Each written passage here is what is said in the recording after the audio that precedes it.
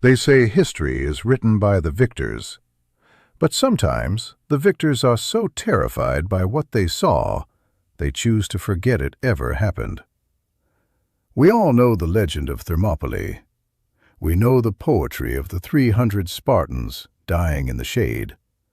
It is the perfect story of a beautiful defeat. But wars are not won by beautiful defeats. They are won by ugly, grinding, industrial slaughter. The battle that actually saved the Western world has no hit movies. It has no famous speeches. It is a dark story of poisoned water, paralyzed generals, and a fear so deep it cracked the minds of kings. It wasn't a clash of heroes. It was a collision of machines. Tonight, we are going to scrub the gold paint off the statues. We are going to walk into the dust of 479 BC to understand not just how an empire fell, but what it cost the men who had to push it over the edge. So, turn down the lights, get comfortable, and join me as we step into the silence left behind by the screams. Welcome to the reality of the war you were never told about. There is a specific kind of silence that follows a massacre. It is not quiet. It is heavy. It presses down on the eardrums like deep water. At dawn, the sun rose over the pass of Thermopylae, illuminating the geography of a slaughter. The screaming had stopped hours ago. The metallic clash of bronze against iron had faded into the salt breeze coming off the Malian Gulf. What remained was the debris of ambition. Broken spear shafts, shattered shields, and the bodies of 300 Spartans, along with 700 Thespians and hundreds of Helots, lay tangled in the narrow constriction of the pass. To the Persian army stepping over these bodies, this was not a monument to heroism. It was a sanitation problem. It was a logistical hurdle. The King of Kings, Xerxes, walked through the carnage, looking down at the corpse of Leonidas. He did not see a god. He saw an obstacle that had cost him time. He ordered the head cut off and the body crucified. It was a statement of bureaucracy as much as rage. This is what happens when you block the road. But south of the pass, the silence was different. It was the silence of a held breath. Messengers were running. They were running south, lungs burning, sandals slapping against the hard limestone roads of Phocis and Boeotia. They carried a message that no Greek wanted to hear. A message that shattered the carefully constructed myth of Spartan invincibility. The message was simple. They are dead. All of them. And the Persians are still coming. This moment, right here, is where the war changed. Until this point, the Greeks believed in the poetry of their own defense. They believed that superior valor could stop superior numbers. Thermopylae proved that mathematics is ruthless. Discipline is a machine, and the Persian machine was grinding its gears forward, eating the miles between the mountains and the city of Athens. In the days that followed, the roads of Attica became choked with dust. This was not a military march, it was a hemorrhage. The great king was coming, and he was bringing fire. The Athenians, a people who defined themselves by their architecture, their temples, and their soil, were forced to make an impossible choice. To save the city, they had to abandon the city. Imagine the sound of a city emptying. The wooden shutters slammed and barred. The heavy scraping of furniture dragged across stone floors. The weeping of children who do not understand why the toys must be left behind. The priests of the Acropolis packing away the sacred vestments, extinguishing the lamps, leaving the gods in the dark. The shoreline at Salamis became a refugee camp. Aristocrats slept on the sand next to potters. The wealth of Athens, its silver, its philosophy, its pride, was packed into wooden triremes bobbing in the bay. They looked back at the horizon, waiting for the smoke. And it came. When the Persians arrived in Athens, they found a ghost town. They found the silence. They walked through the empty agora, the marketplace where democracy was shouted, and heard only their own footsteps. Xerxes burned it all. The temples on the Acropolis were torched. The statues were toppled. The olive trees, sacred to Athena, were scorched to black stumps. From the island of Salamis, the Athenians watched their history turn to ash. This is the psychological baseline of the war. We often think of ancient battles as glorious collisions of men. But for the Greeks, this war began with homelessness. It began with the total erasure of their physical world. The fear was not just of death, but of extinction. If they lost the next engagement, there would be no one left to write their names. But fear is a volatile fuel. It can burn you out, or it can harden into something colder, something more durable. While Athens burned, the Peloponnesian cities, Sparta, Corinth, Tegea, sat behind their own wall. They had built a fortification across the Isthmus of Corinth, a narrow land bridge connecting the south to the rest of Greece. They felt safe. They looked at the smoke rising from Athens and thought, "That is tragic, but it is not us." This was the crisis of the alliance. It was a unity held together by spit and resentment. The Spartans were content to defend their own peninsula. The Athenians, floating in their ships, homeless and hungry, were furious. They had sacrificed their city to buy time for Greece, and now their allies were hiding behind a wall. It was in this atmosphere of distrust that the winter came. The winter of 480 BC was a season of whispers. The Persian king, Xerxes, had returned to Asia, satisfied that he had burned Athens and punished the Greeks. But he left his army behind.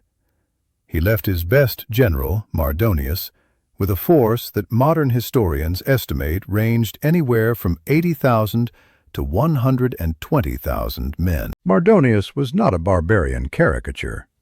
He was a sophisticated, intelligent aristocrat. He understood the Greeks better than they understood themselves. He knew that he didn't need to defeat them on the battlefield if you could defeat them in the council chamber. He knew that a hungry, homeless Athenian was a pragmatist. So he waited. He wintered his massive army in the fertile plains of Thessaly and Boeotia, feeding his men on Greek grain, drinking Greek wine, letting the presence of his army sit like a heavy stone in the stomach of the alliance. He sent envoys. He didn't send soldiers to kill. He sent diplomats to talk. He offered Athens a deal. Forgiveness, autonomy. We will rebuild your temples. We will give you territory. Just stop fighting for Sparta. Just look at the wall they built. They don't care about you. Join us, and you will rule Greece under our protection. It was a seductive whisper. It played on every insecurity the Athenians had. Why die for a Sparta that would not leave its own backyard? This is where the story shifts from a war of spears to a war of nerves.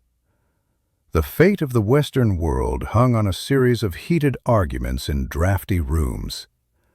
If Athens flipped, the Persian navy would control the sea. Sparta would be starved out. The war would be over without another drop of blood.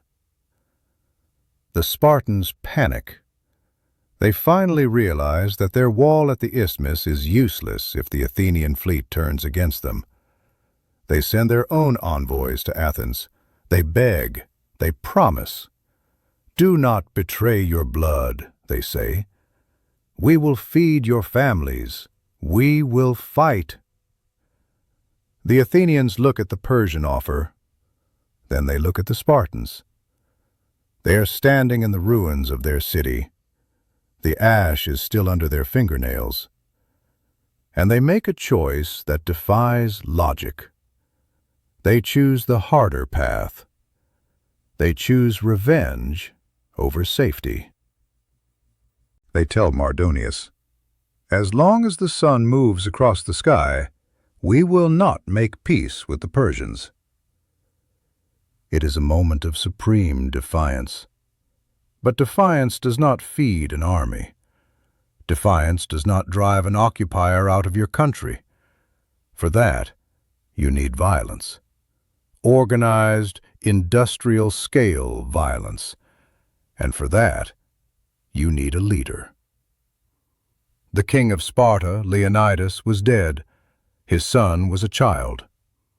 The leadership of the Spartan military fell to a man who was never meant to be king, a man who walked in the long, dark shadow of a martyr.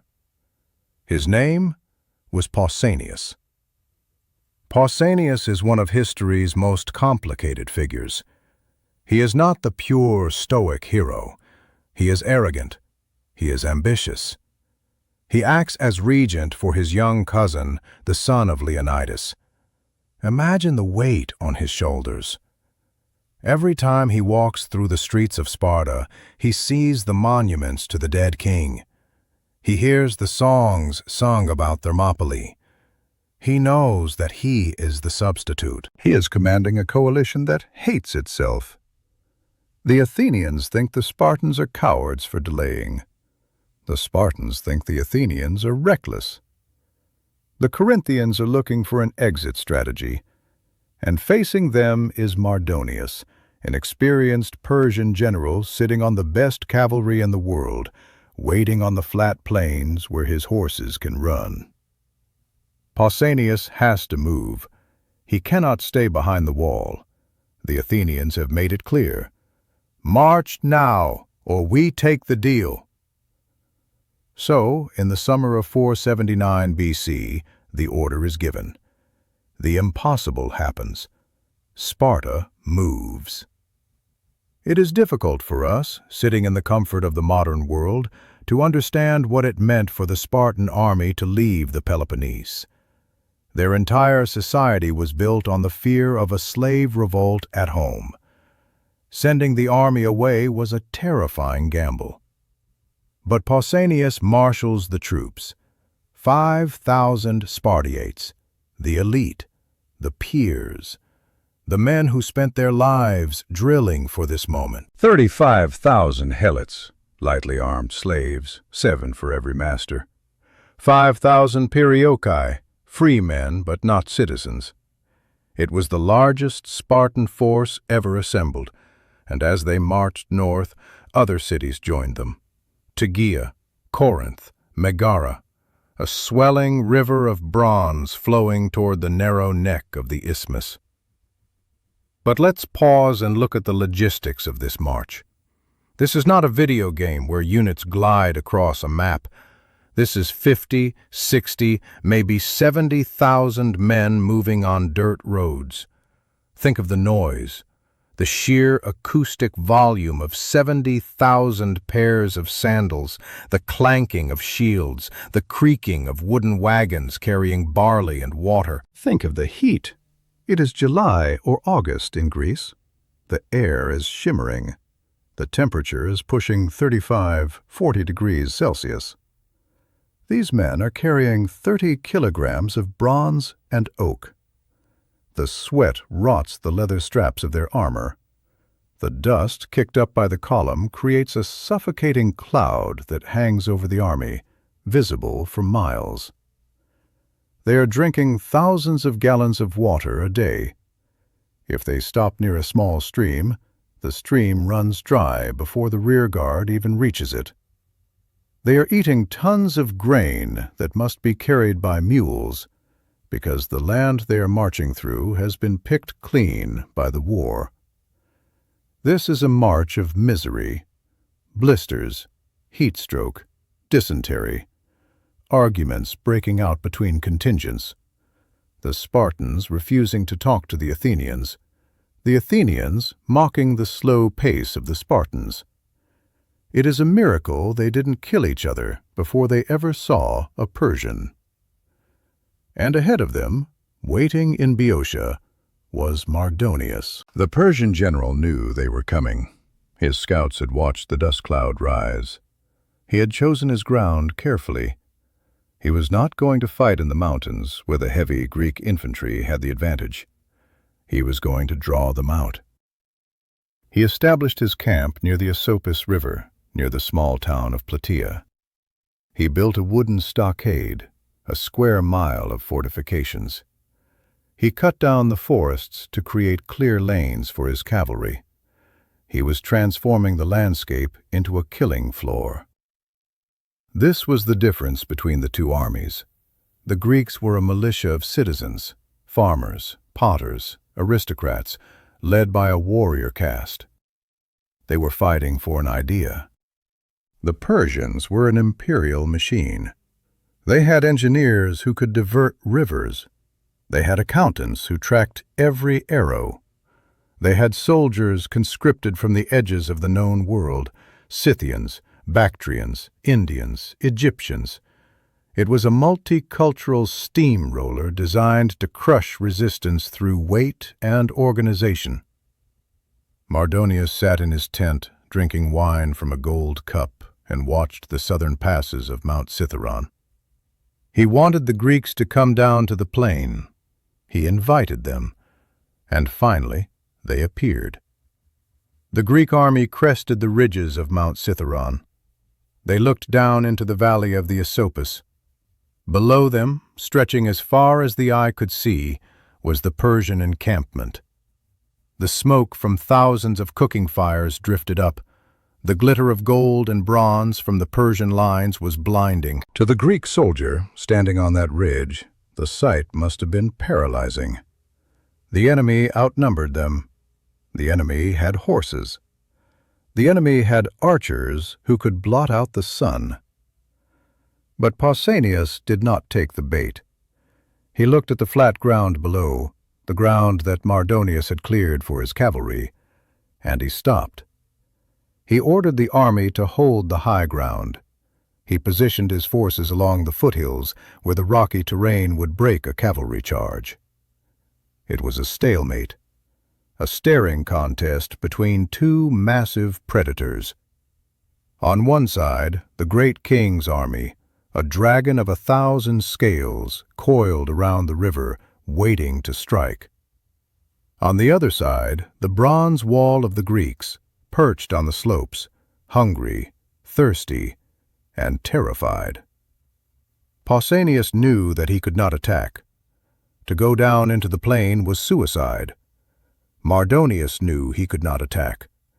To go up into the rocks was folly. So they waited.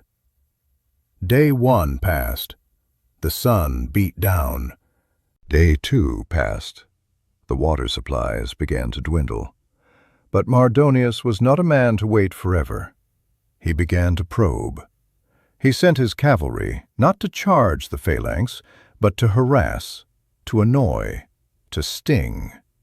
Horse archers rode up to the Greek lines, loosed their arrows, and wheeled away before the slow hoplites could react. It was a test of discipline. The arrows rained down. Men fell, screaming, clutching their throats, their legs. The line had to hold. They could not break formation. They just had to stand there and take it. This is the psychological torture of ancient warfare. Standing still while death falls out of the sky. Pausanias walked the line. He saw the fear in the eyes of his men. He saw the Athenians wavering. He saw the Megarians, positioned in a vulnerable spot, taking heavy casualties from the archers. They sent a runner to him. "We cannot hold this position. Relieve us or we leave." The alliance was cracking again. The heat, the arrows, the thirst, it was working. Mardonius was winning the battle without engaging his infantry. Pausanias needed to do something. He needed to show strength, but he couldn't attack. So he made a move that was purely symbolic, yet crucial. He called for volunteers to relieve the Megarians. 300 Spartans stepped forward.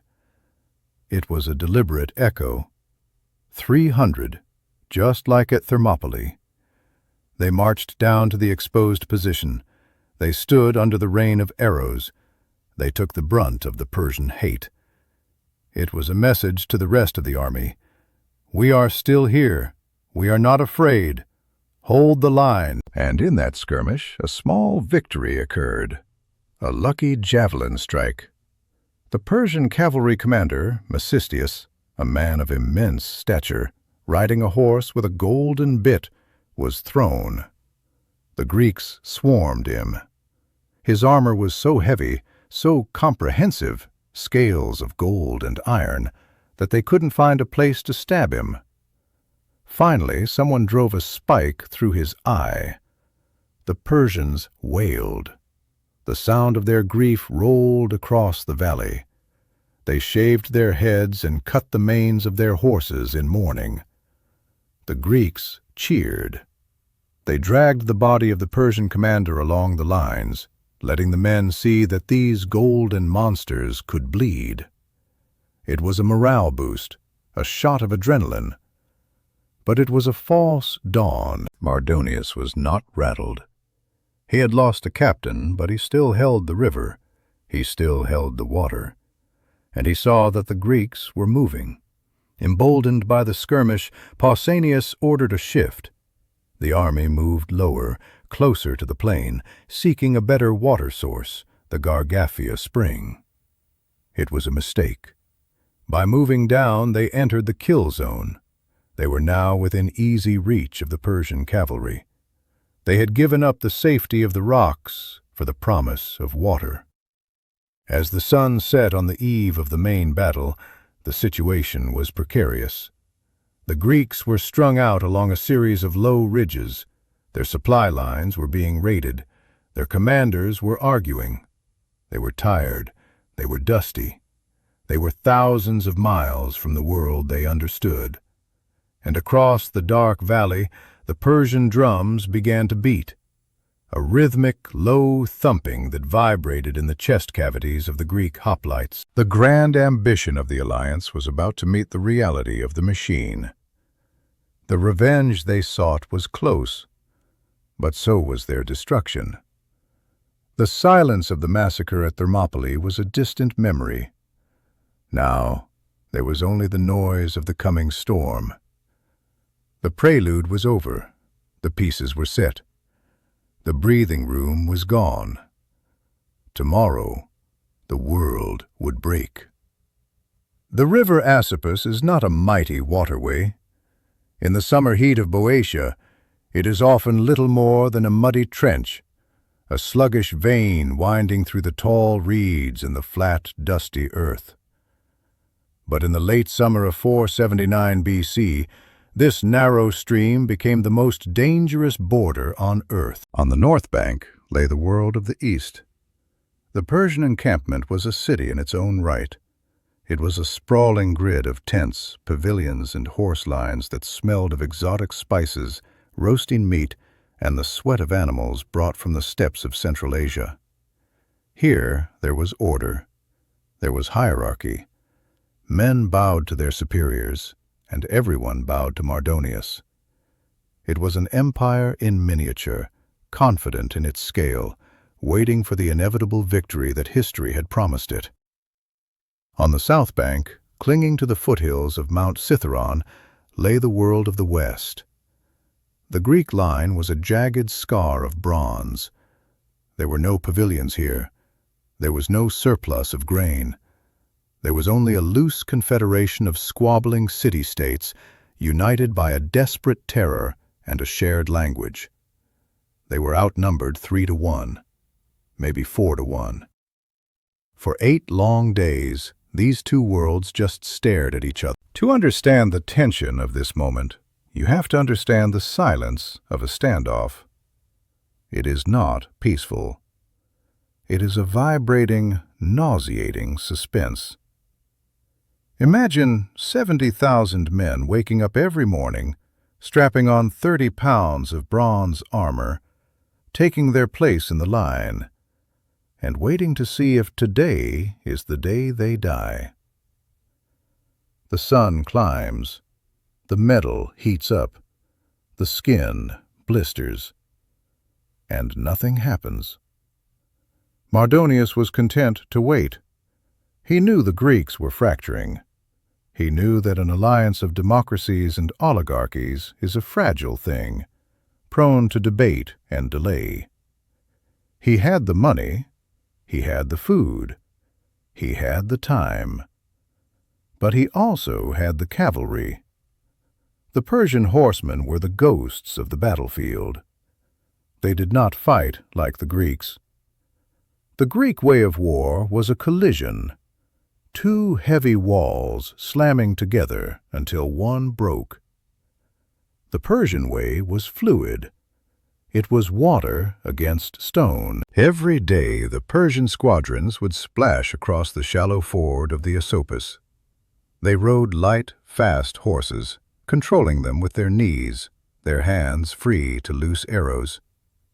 They would sweep up the slope toward the Greek lines, a thundering cloud of dust and hooves.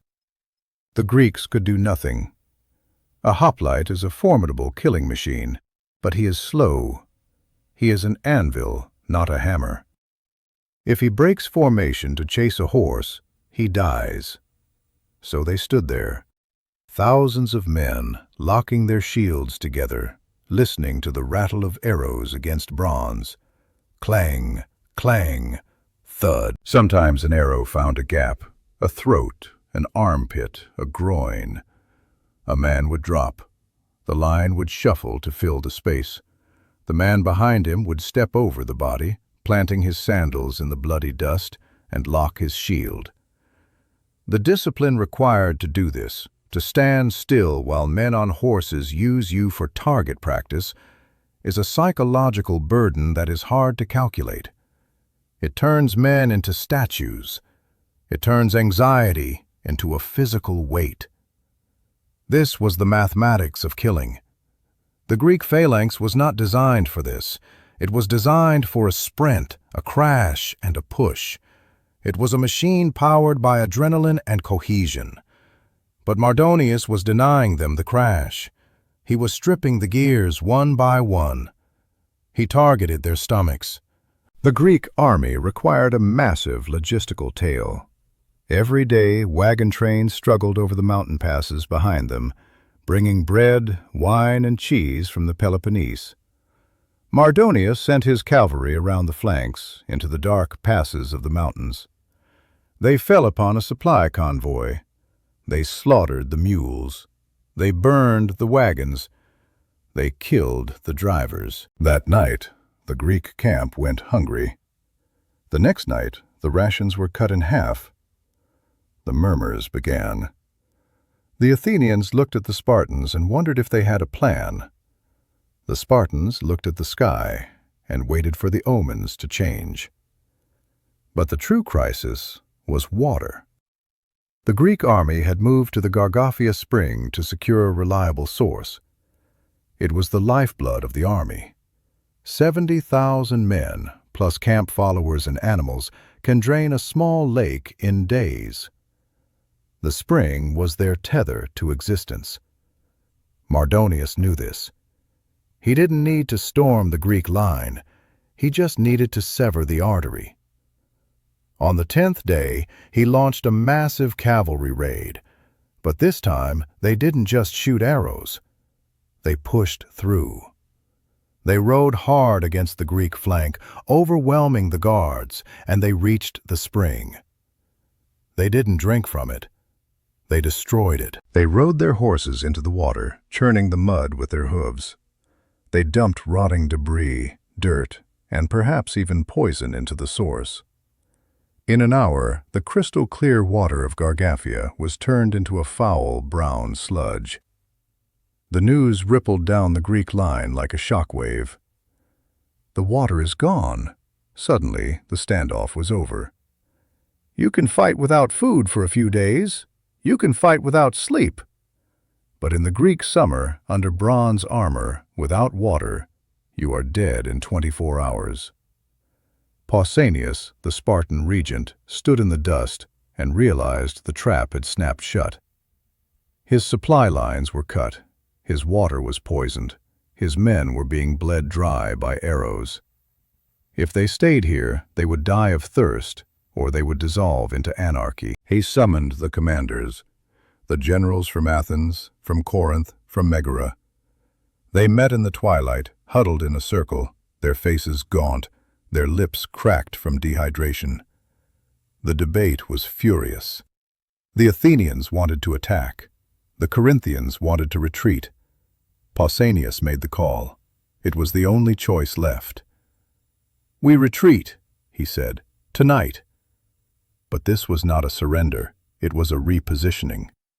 The plan was to pull back toward the city of Plataea, closer to the mountains, where they could find fresh water and where the terrain was too rugged for the Persian horses.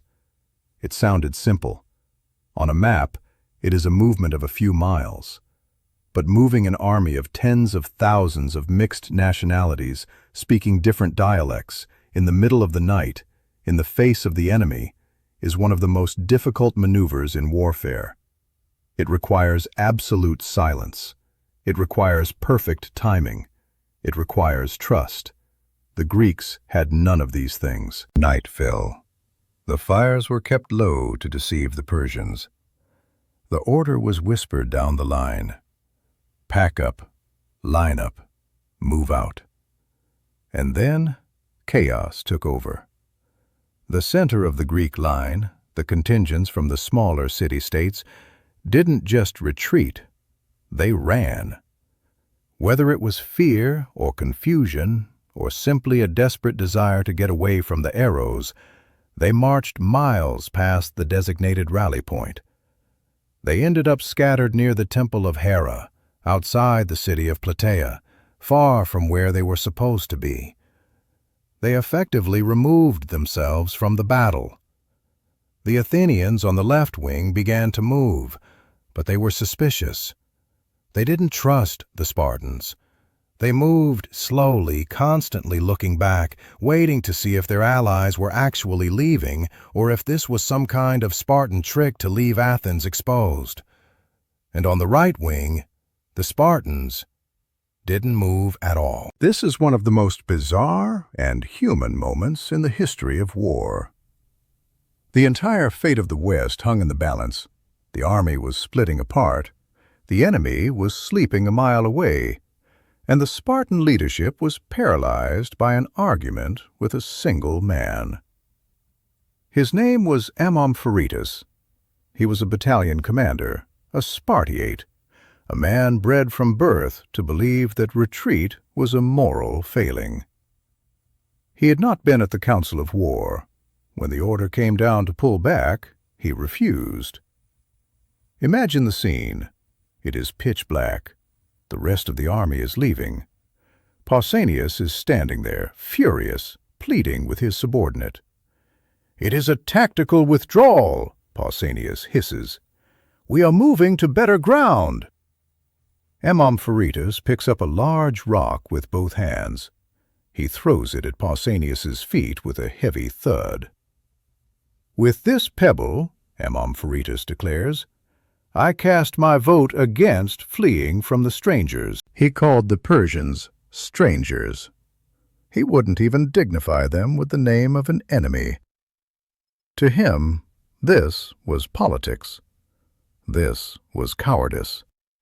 He was a Spartan. He stayed. The argument raged for hours. The precious cover of darkness was slipping away. The Athenians sent a herald to the Spartans to ask what was happening. The herald arrived to find the Spartan commanders screaming at each other. Pausanias turned to the Athenian and basically said, "He is a madman. We are trying to move him. Just wait." The sky began to turn gray in the east. The birds began to sing. The golden light of dawn touched the peaks of Cithaeron. And the argument was still going on. Finally, Pausanias realized he had no choice. He could not sacrifice the entire army for one stubborn captain. He ordered the rest of the Spartans and the Tegeans, their loyal allies, to march. He left Amompharetus behind. He hoped that once the captain saw his king leaving, he would snap out of it and follow. Pausanias marched his men about a mile into the hilly terrain and then halted. He looked back, and, sure enough, seeing the dust of his departing comrades, Amompharetus finally broke. He ordered his battalion to pick up their shields and run to catch up. But it was too late. The sun was up. Across the river, the Persian camp was waking.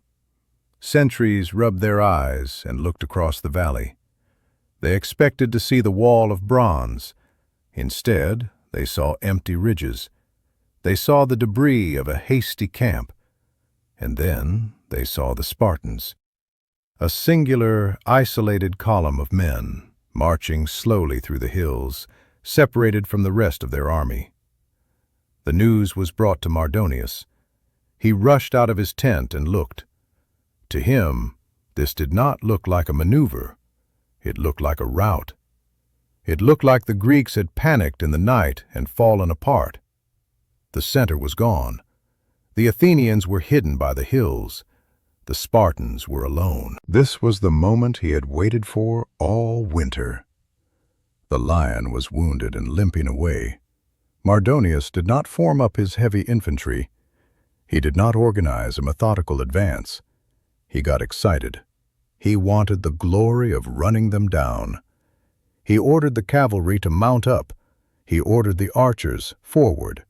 He shouted to his commanders, "Did you not tell me these Spartans were the bravest of men? Look at them run!" A wave of noise erupted from the Persian side. Thousands of men, sensing blood, surged across the river. It was a disorderly, jubilant charge. They weren't marching in step. They were racing to be the first to kill a Spartan. On the Greek side, Pausanias watched the horizon turn dark with the enemy. He saw the cavalry pouring across the river like a flood. He saw the infantry following, a mass of shouting, jeering soldiers. He was isolated. He had about 50,000 men scattered across the countryside, but under his direct command, facing the entire Persian army, he had only the Spartans and the Tegeans, roughly 10 or 11,000 men. He sent a desperate runner to the Athenians. "Come to us! We are being engaged! Help us!" But the Athenians couldn't come. As they tried to turn, they were attacked by the pro-Persian Greeks, the Thebans and Boeotians who had allied with Mardonius. The Athenians were locked in their own desperate struggle on the lower slopes. Pausanias was alone. The Persian cavalry arrived first. They didn't charge into the spears. They rode up to within bowshot, planted their horses, and unleashed a storm. The sky went dark. The sound of thousands of arrows striking bronze shields was like the sound of heavy hail on a metal roof, amplified 1,000 times. Tack, tack, tack, tack. The Spartans crouched beneath their shields. They were trained for this, but training has its limits. Men were bleeding. The Tegeans, who were less heavily armored, were suffering. They were screaming at Pausanias to give the order, "Let us charge! Let us fight!" But Pausanias did not move. This is the most terrifying moment of the battle. The Spartans were deeply religious. Before they could fight, they had to sacrifice a goat and read the entrails to see if the gods favored them. Pausanias stood in the middle of the arrow storm. A priest slit the throat of a goat. They looked at the liver. The signs were bad. The gods said no. The arrows kept falling. Men were dropping in the front ranks. The discipline was holding, but the rage was building. It is against human nature to let yourself be killed without fighting back. The Tegeans were edging forward, their muscles coiled. "Hold!" Pausanias roared. He ordered another goat. Pausanias looked up at the temple of Hera, visible on the distant ridge. He raised his hands to the sky, tears streaming down his face in frustration and piety. He screamed a prayer to the goddess. He didn't ask for victory, he asked for permission. "Let us not be destroyed in shame. Let us defend ourselves." At that exact moment, the Tegeans couldn't take it anymore. They broke the line. They didn't run away, they charged. They surged forward into the arrow storm. Pausanias looked down at the third sacrifice. The liver was clear. The gods had spoken. "Charge!" The word released 10 years of pent-up violence. The Spartan phalanx, the most terrifying weapon of the ancient world, rose from its crouch. Imagine the sound. 5,000 shields slamming against chests. 5,000 spears lowering in perfect unison. A low, rhythmic chant began, deep in the throat. Ah-la-la, ah-la-la. They stepped over their dead. They stepped over the arrows. They began to march uphill into the face of the Persian Empire. Mardonius, sitting on his white horse, watched them come. He saw the red cloaks. He saw the lambda painted on the shields. He had studied these men. He knew their reputation. But he looked at his own army, huge, victorious, equipped with the wealth of the world. He thought it was a suicide run. He did not know he was looking at the end of his life. The distance closed. 50 yards, 30 yards, 10. The Persians shouted. The Greeks were silent, saving their breath for the shove. The two lines met with a sound that was reportedly heard miles away in the city of Thebes. It was the sound of the world cracking open. Bronze smashed into wicker, iron smashed into linen. The sheer kinetic energy of the Spartan charge drove the Persian shield wall back. But the Persians did not run. They were brave men. They dropped their bows and drew their daggers and scimitars. They grabbed the Greek spears with their bare hands, trying to snap the shafts. They threw themselves onto the shield wall, trying to drag the hoplites down by weight alone. It was a crushing, suffocating scrum. The mathematics of killing had been replaced by the intimacy of murder. There was no room to swing a sword. Men stabbed upward, under the ribs. They used the rims of their shields to smash faces. They trampled the fallen into the mud. In the center of it all was Pausanias, fighting not just for victory, but for validation. And somewhere in the swirling dust, fighting with the desperation of a man who knows he has gambled everything, was Mardonius. The sun was fully up now. The heat was rising. The dust cloud was so thick that men fought shadows. The machine had finally engaged, and it was hungry. But the battle was not just happening here. Miles away, the Athenians were locked in a vicious civil war with the Thebans. The center of the Greek army was still lost near the temple. The battlefield was a fragmented mess of isolated, desperate struggles. Yet gravity was pulling everything toward the Spartans. The elite Persian troops, the Immortals, were pushing hard. They were better fencers than the Spartans. They were faster. But they lacked the armor. Their daggers glanced off the bronze breastplates. The Spartan spears punched through the linen tunics. It became a grim equation of equipment.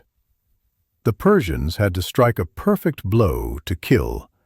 The Spartans just had to hit something. Mardonius saw his line wavering. He saw the brute force of the phalanx grinding his men into the dirt. He made a decision that every heroic narrative demands and every strategic manual forbids. He gathered his personal guard, the 1,000 best men in Asia.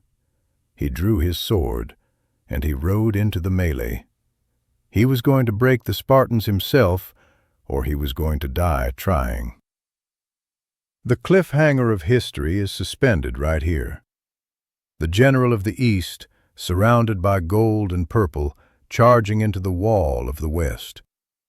The spears are lowered. The horse is foaming. The collision is seconds away, and for a moment the dust obscures everything. We are left with the noise, the screaming of horses, the snapping of wood, and the terrible, wet sound of a spear finding its mark.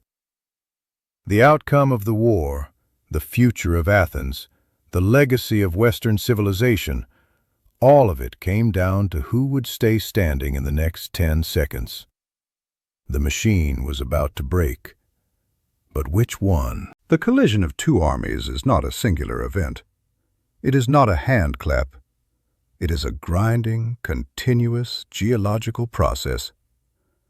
When the Spartan line met the Persian line, the sound was not just metal on metal. It was the sound of breath being driven out of thousands of lungs simultaneously. It was the sound of ribs cracking under the pressure of the person behind you. The Battle of Plataea, in its final, decisive phase, was not a contest of skill. It was a contest of density. The Spartans were pushing uphill. Their sandals dug into the dry, scrubby earth of the foothills. Their thighs burned. They leaned their entire body weight into the hollow of their shields, driving their shoulders into the bronze. They were a single, multi-legged organism trying to displace a mass of equal size. The Persians were pushing downhill. They had the momentum. They had the numbers. But they did not have the tool for this specific job. We must understand the tragedy of the Persian equipment. These men were the masters of Asia. They had conquered from India to Egypt. But they were built for speed, for maneuver, for the open plains. They wore tunics of quilted linen. They carried wicker shields that were light and agile. In a duel, a Persian immortal could dance around a Greek hoplite, tiring him out, stabbing him in the gaps. But this was not a duel. There was no room to dance. There was no room to step back. In the crush of the phalanx, the wicker shields shattered. The linen tunics offered no resistance to the heavy iron spearheads of the Spartans. The Persians were fighting with daggers against men encased in bronze. They were literally throwing themselves onto the spear points, grabbing the shafts with their bare hands, trying to snap the wood so that the man behind them could get close enough to stab. It was a display of suicidal bravery. The ancient historians, who usually despised the Persians, were forced to admit this. They wrote that the Persians were not inferior in courage or strength. They were simply naked against the machine. And at the center of this meat grinder was Mardonius. The Persian general was mounted on a white Nisaean charger, a horse bred for kings. He was surrounded by his 1,000 elite guards, the best of the empire. They were fighting ferociously. Where Mardonius rode, the Greeks were pushed back. He was a beacon. As long as he was visible, as long as that white horse remained upright above the dust, the Persian army believed it could win. He fought with a spear, then a sword. He killed many Spartans. For a few minutes the outcome wavered. The Spartans were taking heavy losses. The pressure was immense. But on a battlefield, conspicuous gallantry is a target. A Spartan soldier named Aramnestus, a name that means greatly remembered, stepped out of the anonymous rank. He did not challenge Mardonius to a duel. He did not make a speech. He picked up a stone. It wasn't a weapon. It was a piece of the landscape, a heavy, jagged rock from the slopes of Mount Saphiron. In the chaos of the melee, while Mardonius was hacking down at a hoplite, Aramnestus threw the stone. It struck Mardonius on the head. The skull of the general, protected perhaps by a tiara or a light helmet, caved in. The great commander, the cousin of Xerxes, the man who had burned Athens and promised to rule Greece, went limp. He slid from the saddle of his white horse and fell into the dust. He did not die instantly, but he was down. And in the logic of ancient warfare, a general on the ground is already dead. The Spartans surged forward. They didn't want to capture him. They wanted to erase him. The body of Mardonius was swallowed by the scrum, trampled, stabbed, and broken until it was unrecognizable. And then the ripple effect began. An army is a psychological construct. It exists only as long as the men believe it exists. When Mardonius fell, the belief evaporated. The Persians nearest to him saw the white horse empty. They saw the golden armor disappear under the Spartan sandals. They stopped fighting. They looked at each other. The screaming changed pitch, from the roar of exertion to the high, frantic shriek of panic. The immortals, the personal guard, died where they stood. They refused to leave their master's body.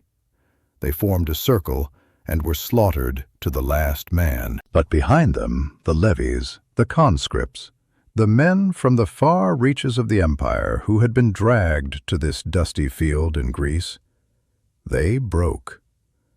They threw down their wicker shields, they turned their backs, and the slaughter began. To turn your back on a Spartan phalanx is a death sentence. The Greeks dropped their defensive posture. They didn't need the shield wall anymore. They needed to run. They switched from soldiers to hunters. The retreat was not a withdrawal. It was a stampede. Tens of thousands of Persians fled north, toward the river, toward the wooden stockade they had built. They ran blindly, trampling their own wounded. But not everyone ran to the camp. There was another Persian commander on the field that day, Artabazus. He commanded the reserve corps, 40,000 men who had not yet engaged. He had watched the battle from a distance. He had seen Mardonius charge. He had seen the disaster unfold. He was a cold pragmatist. He did not rush in to save the dying army. He did not try to turn the tide. He looked at the chaos, turned his horse around, and gave a quiet order to his 40,000 men. "March! Do not run! March!" He led them away from the battlefield, not back to the camp, but north, toward the Hellespont, toward Asia. He abandoned Mardonius. He abandoned the army. He chose survival. He walked away while his countrymen were being butchered. Back on the field, the rout was total. The Greeks were now pursuing the Persians across the plain. The Athenians, having finished off the Theban allies of Persia in a brutal, separate engagement, joined the chase. The Corinthians, who had missed the battle entirely, came running down from the hills, eager to whet their spears. It was a race to the river. The Persians splashed through the muddy water of the Asopus, gasping for air, their lungs burning. They scrambled up the opposite bank and poured into their great wooden fortress. They slammed the heavy gates. They manned the walls. They thought they were safe. They thought walls would save them. But walls are a trap if you cannot get out. The Greeks arrived at the stockade. The Spartans, for all their prowess in open battle, were terrible at siege warfare. They ran up to the walls and tried to hack at the wood, but the Persians on the towers rained arrows down on them. For a moment the battle paused. The Persians were cornered rats, fighting with the fury of the doomed. Then the Athenians arrived. The Athenians were different. They were sailors, builders, engineers. They looked at the wooden wall and saw a structural problem to be solved.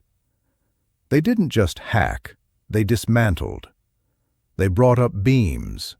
They climbed. They tore at the palisades. In a section of the wall that was poorly defended, the Athenians broke through. A breach was opened. What happened next is difficult to describe without looking away. When the Greeks poured into the Persian camp, the war ended, and the extermination began. The camp was crowded. It was filled not just with soldiers, but with the entire infrastructure of the invasion force. There were cooks, scribes, grooms, concubines, merchants, servants. There were horses, camels, and mules. The Greeks were high on adrenaline, dehydrated, and fueled by a year of burning cities and desecrated temples. They had been told that these people were monsters. They had been told that this was a war for survival. They showed no mercy. The Persians were packed so tightly in the camp that they couldn't lift their arms to defend themselves. It became a crush. The Greeks simply stabbed into the mass. Herodotus, the historian, gives us numbers that are impossible to believe. He claims 300,000 Persians died and only 3,000 survived. We know this is an exaggeration, but even modern estimates suggest a massacre of industrial proportions. Tens of thousands of men were killed in an area of 1 square mile. The ground became a slurry of mud and blood. The tents were slashed open. Men were dragged out from under wagons and throats slit. There was no hierarchy in this death. A gold-plated general died next to a baker. A cavalryman died next to his horse. The screams were amplified by the wooden walls, creating a cauldron of noise that those who heard it would never forget. The price paid by the invisible was the highest. The camp followers, the non-combatants, the people who keep an army alive, they were erased. They appear in history only as a footnote of the body count. They were the soft tissue of the empire, and they were shredded. Slowly, the noise began to subside. Not because the anger was gone, but because there was no one left to kill. The sun began to set on the day of Plataea. The dust settled. The Greeks stood amidst the carnage, their chests heaving, their armor slick with gore that was not their own. The silence that returned was not the heavy silence of the morning wait. It was the buzzing silence of flies. Now the looting began. As the Greeks walked through the Persian camp, the adrenaline faded, replaced by awe. They had never seen wealth like this. They were men who lived in simple houses, who ate black broth, who owned perhaps 1 or 2 slaves. Now they walked into the tents of the Persian nobility. They found embroidered couches plated with silver. They found bowls of solid gold. They found chests of darics, Persian coinage, spilled into the blood-soaked mud. They found bracelets, collars, and daggers with hilts made of gems. It was grotesque. The contrast between the beauty of the objects and the horror of the bodies was jarring. Pausanias, the Spartan regent, walked through the camp. He was the victor. He had done what Leonidas could not. He had destroyed the beast. He came to the tent of Mardonius. It was a magnificent pavilion, left exactly as it had been before the battle. The silk hangings were still swaying in the breeze. The silver tables were set for a feast. Pausanias stopped. He looked at the luxury. He looked at the gold platters, the intricate craftsmanship of the chairs. He ordered his servants to prepare a meal. "Cook it exactly as the Persians would have cooked it," he said. The captured Persian cooks, terrified, prepared a sumptuous banquet. Spiced meats, sweet cakes, wine in golden goblets. Then Pausanias ordered a Spartan meal to be prepared next to it. A pot of black soup, a loaf of barley bread. He called his commanders over. He pointed to the Persian feast, smelling of saffron and roasting fat. Then he pointed to the Spartan sludge. He laughed. It was a dry, hard laugh. "Men of Greece," he said, "look at the folly of this mead. He who had such a table as this came all the way here to rob us of our poverty." It was a famous line, a moment of Spartan wit, but it rang hollow against the backdrop of the dead, because as the soldiers stripped the bodies, the reality of the victory began to sink in. They found the body of Mardonius, or what was left of it. Pausanias was urged by some of his more radical allies to cut off the head and put it on a pike, revenge for what Xerxes had done to Leonidas at Thermopylae. Pausanias refused. "That is a thing for barbarians, not for Greeks," he said. "Leonidas is avenged enough by the countless lives lying here." He looked out over the field. The valley of the Asopus was choked with corpses. The river was red. The smell was already beginning to rise in the evening heat. They had won. The invasion was over. The Persian army, the machine that had terrified the world, was broken. It would never return. But looking at the scale of the death, the cost of the survival, the Greeks did not feel like gods. They felt like survivors of a shipwreck. They had saved their cities. They had saved their temples. But they had also seen something that would change them. They had seen the absolute fragility of civilization. They had seen how quickly a golden empire can turn into a pile of meat. The unity of the Greeks had held for exactly 1 day, just long enough to kill the enemy. As night fell, the Spartans camped in the square of the Persian fortifications, surrounded by the dead. The Athenians camped near the walls. The fires were lit. They were no longer brothers in arms. They were rival powers again. The fear that had bound them together was dead on the field, its skull crushed by a rock. And without that fear, the old hatreds would begin to grow back, like weeds in a graveyard. The war of spears was over. The war of memory was about to begin. News travels differently when it is good. Bad news is a scream. It is sudden, sharp, and undeniable. But good news, especially news of this magnitude, moves like a slow thaw. It trickles down from the mountains. It is whispered before it is shouted, because people are afraid to believe it. When the runners finally reached the cities of the Peloponnese, and the ships pulled into the ruined harbor of Athens, the message was difficult to comprehend. The Persians were gone. Not just defeated, but broken. The great army, the one that had drunk rivers dry and leveled mountains, was dissolving into the northern horizon, leaving a trail of bodies and gold.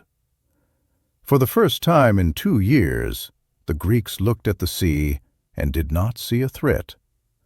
They looked at the sky and did not see smoke. The invasion of Xerxes, a project decades in the making, designed to enslave Europe, had ended in a single afternoon of butchery in a Boeotian field. But the end of a war is not a happy ending. It is a complex, messy transition.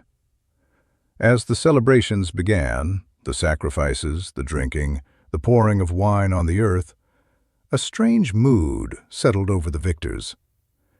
It was a cocktail of exhaustion and entitlement. The Athenians returned to their city. They walked through the blackened streets. They found their homes roofless, their olive groves chopped down. They had won the war, but they had lost their world. They looked at the Spartans, who returned to their untouched valley, their homes secure, their fields green. And in that gaze, in that disparity of suffering, the next war was already being born. The unity of the Greeks was a negotiation, remember? It was a contract signed in blood.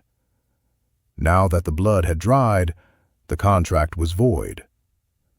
But before the alliance could fully unravel, there was the matter of the victor. Pausanias returned to Sparta not just as a regent, but as a colossus. He had commanded the largest Greek army in history. He had defeated the second in command of the Persian Empire. In any other city, they would have built him a statue. They would have named him a god. But this was Sparta. Sparta does not like giants. Sparta likes lines. It likes uniformity. A man who stands too tall blocks the sun for everyone else. Pausanias had changed. The battle had done something to him, or perhaps the looting had done it. He had walked through the Persian camp. He had sat on the silver chairs. He had worn the embroidered robes. And something in that luxury had seduced him. He began to find the austere black broth life of Sparta small. He began to find the laws of Lycurgus constraining. He was sent north again to command the fleet, to clean up the remnants of the Persian garrisons in Byzantium. And there, far from the eyes of the ephors, Pausanias began to drift. Rumors drifted back to Sparta. They said Pausanias was dismissing his Spartan guards. They said he was surrounding himself with Egyptian and Median bodyguards. They said he was hosting banquets in the Persian style, eating delicacies that were forbidden at home. And then, the darkest rumor of all, he was writing letters to Xerxes. Imagine the scandal. The hero of Plataea, the savior of Greece, offering to sell his country to the enemy he had just defeated. He allegedly proposed a marriage alliance. He offered to bring Sparta and Athens under the yoke of the king in exchange for power. He had looked into the face of the beast, and he had decided he liked the mask. The Spartans recalled him. They put him on trial. But Pausanias was royalty. He was the regent. They couldn't just execute him without proof. He was acquitted, but he was stripped of command. He didn't stop. He returned to Byzantium on his own. He continued to play the despot.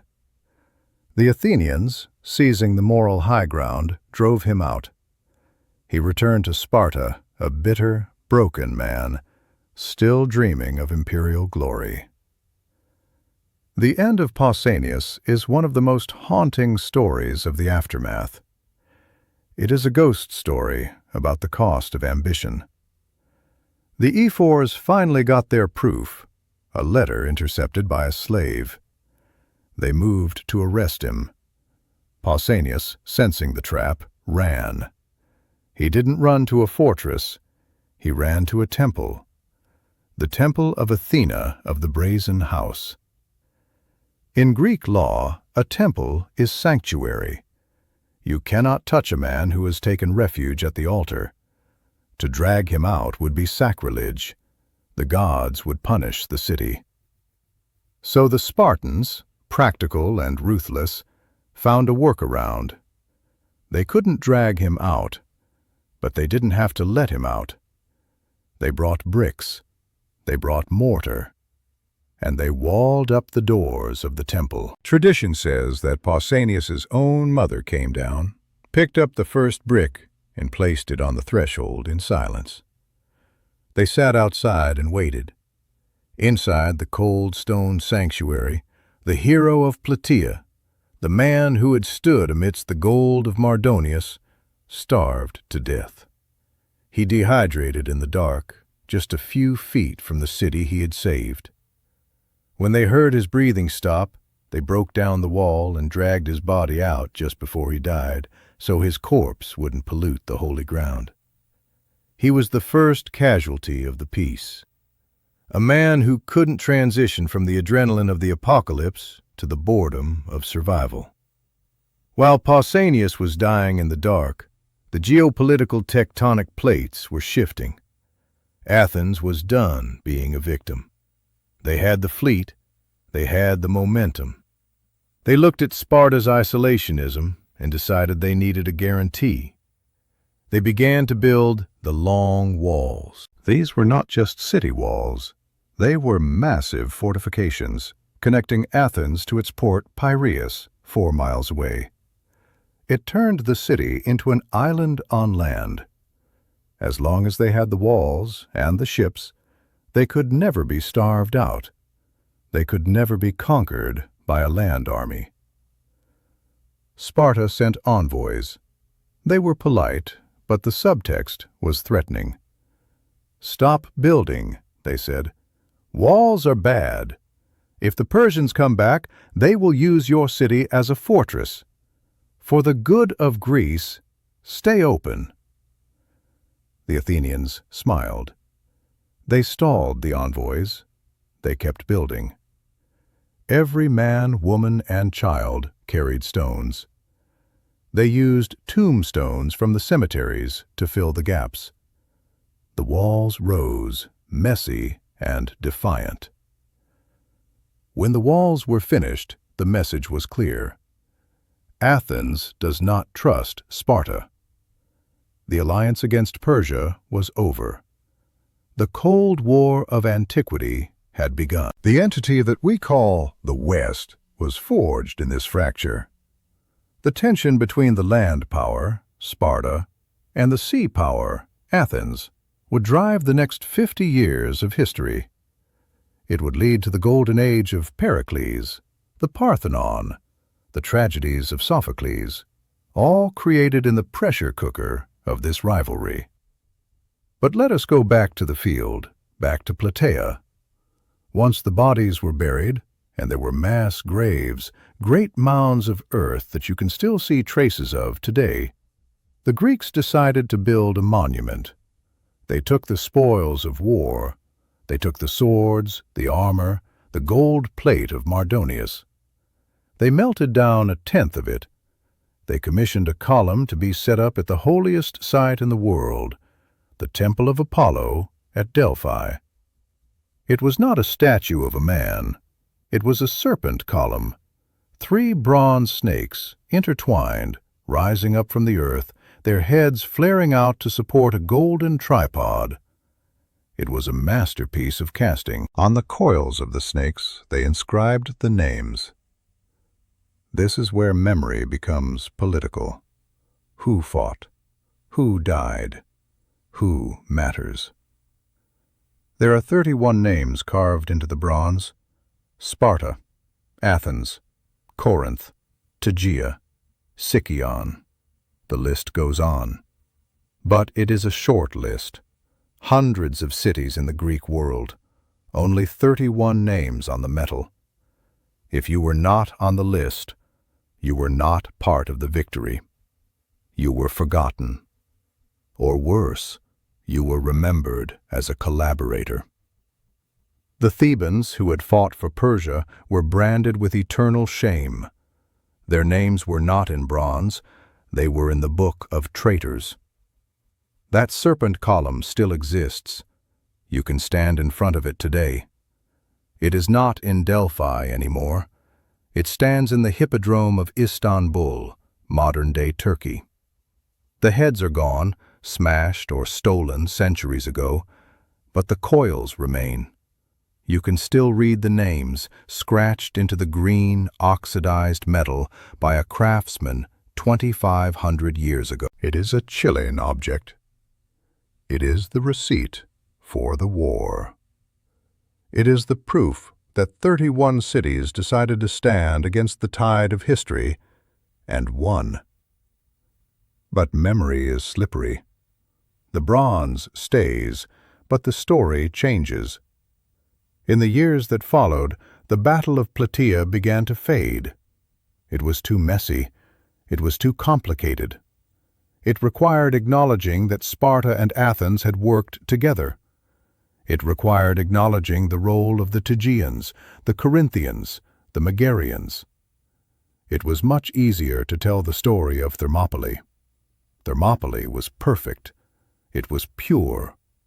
300 men, a tragic king, a beautiful death. It didn't matter that it was a defeat. It was a moral victory. It fit on a vase.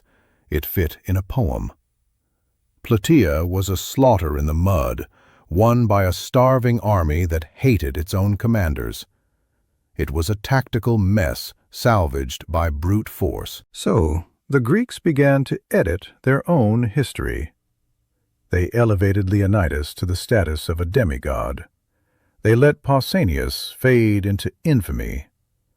They focused on the grand ambition and the beautiful sacrifice, and they quietly tucked away the mathematics of killing. The writers, the playwrights, the historians, Herodotus, Aeschylus, they framed the war not as a geopolitical struggle, but as a cosmic event. It became East versus West, despotism versus freedom, slaves versus citizens, luxury versus austerity. They turned the Persians into caricatures, effeminate, weak, ruled by the lash. They turned the Greeks into superheroes, rational, disciplined, free. This narrative, this myth of the West, was cemented right there in the dust of Plataea. It is a story we have been telling ourselves ever since. We tell it every time we watch a movie about the 300. We tell it every time we talk about the defense of democracy. But the reality of the battlefield contradicts the myth. The Persians were not cowards. They were brave men with the wrong equipment. The Greeks were not a unified band of brothers. They were a fractious, bickering coalition that nearly dissolved 3 times before the first spear was thrown. Freedom was not universal. The Spartan army was supported by 35,000 helots, slaves who fought and died for a freedom they were not allowed to share. But nuance does not build empires. Myths do. And the victory at Plataea built the Athenian Empire. With the Persians gone, Athens took the lead. They formed the Delian League, a massive alliance of island states to protect against future invasions. It started as a defense pact. It became a protection racket. Athens demanded money. They used the money to build the Parthenon. They used the money to build their democracy. The golden age of Athens, the birthplace of Western philosophy, theater, and art, was funded by the fear of Persia. It was paid for by the ghost of Mardonius. The irony is profound. To secure their freedom from an empire, Athens became an empire, and Sparta, watching from the south, sharpened its spears. They knew what was coming. The war against the barbarian was over. The war against the brother was inevitable. So, how do we judge the Battle of Plataea? It is easy to look at it as a triumph. It stopped the expansion of the Achaemenid Empire into Europe. If the Greeks had lost, the history of the West would have been written in Old Persian. There would be no Parthenon, no Plato, no Roman Republic, No Renaissance as we know it. The trajectory of human civilization turned on that pivot point in 479 BC. But there is a cost to these pivot points. Walk the field of Plataea today. It is quiet. It is agricultural land. Farmers plow up shards of pottery and occasionally a rusted piece of iron. The river Asopus still flows, muddy and slow. The silence there is not the silence of peace. It is the silence of exhaustion. It is the silence of a place where the world broke a fever. The men who fought there, the hoplite from Athens, the immortal from Susa, the helot from Laconia, they didn't know they were saving Western civilization. They were just trying to get to the water. They were just trying to stand up in the heat. They were just terrified of the person standing across from them. The legacy of Plataea is not just the victory. It is the lesson that unity is temporary, but the scars of war are permanent. The Greeks won their freedom, but they lost their innocence. They learned that they could kill on a massive scale. They learned that the gods favor the heavy battalions. They learned that revenge tastes sweet, but it leaves you hungry for more power. As the sun sets on our story, we are left with the image of the serpent column in Istanbul. 3 snakes twisted together. Sparta, Athens, and the others.